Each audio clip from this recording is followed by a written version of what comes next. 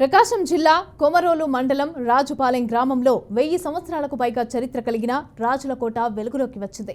ఈ కోట నేటికి ఎన్నో ప్రకృతి విపత్తులను తట్టుకొని చెక్కు చెదరకుండా ఉంది. గ్రామంలో మెజారిటీ ప్రజలు ఈ రాజుల కోట చరిత్ర తెలియదనే చెప్తున్నారు.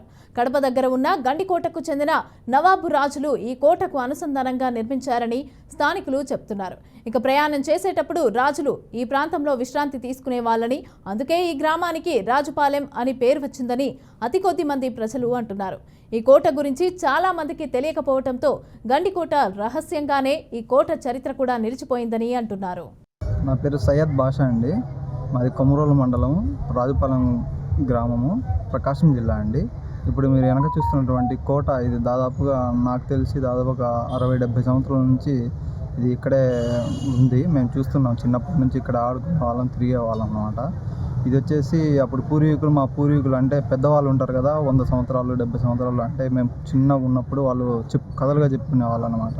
ఈ కోట ఎలా వచ్చిందని మేము అడిగితే వాళ్ళు వచ్చేసి ఇది గండికోటలో నవాబులు పరిపాలించారు కాబట్టి ఈ ప్రాంతంలో ఇటు అలీనగరము, ఇటు వచ్చేసి రాజుపాలెము, ఇటు వచ్చేసి కంబము, ఇక్కడ ఈ గుండా ఇక్కడ వాళ్ళు గుర్రాల మీద రవాణా మార్గము కర్నూలు, హైదరాబాద్ ప్రాంతాలకు వెళ్ళే వాళ్ళని వాళ్ళు